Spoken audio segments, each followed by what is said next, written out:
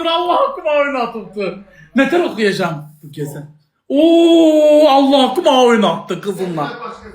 Ses gitti. Yok okuyamayacağım. Hep ayıptı. Hem oku sesini ben de sana söyleyeceğim. Yo sen işitme. Yo sen işitme. Başına. Bu güzel zamanede sevip seven çoktu. Sevenler ince.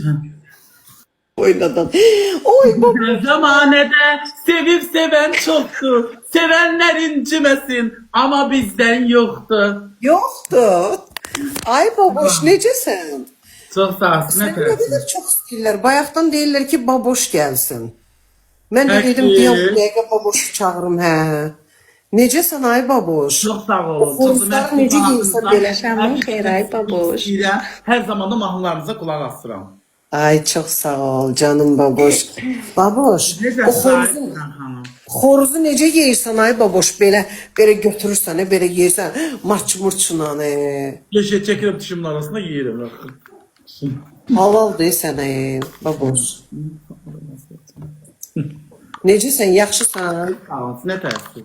Mən deyirəm səhərdən baboş gəlsin. Deyirlər ki, baboş orada hinduşka yeyir. Nə yeyirdilər? Ördək yeyir dedilər, nə dedilər? İşte. Ördək yeyirdi. Ək yeyirsən baboş. Bir dəfə də gətir məndən ye də baboş. Getirəm. Ay Allah, necə gözəldir baboş, ay Allah. Fidan səndən gözəldir baboş. Yo. Yoğa deyir.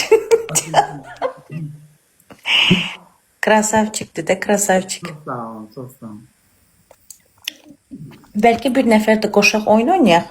Yox? 3 nəfərlə oynamaq olmur. 3 nəfərlə olur baboş oynamaq? Olur məncə.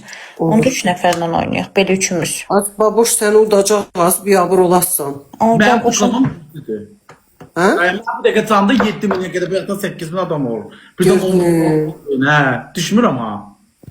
Yani hep diyenler tuttu. Gördün ki. Baboş nə yaxşı gəldin mən canlıma. Ay baboş. Ben Canın yanmasın baboş.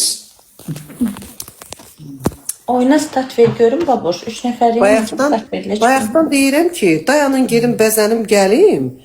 Girmişdim sənin səhifəvə görürüm deyirsən ki, tərana geyib bəzənib gələ. Yo Allah'ın dostu. Ben takip ettim. Dedim o da bana atmalıdır. Onda oynayacak. Oyunun nedir koşar. Üçlü. Nəfəri necə qoşurlar uşaqlar?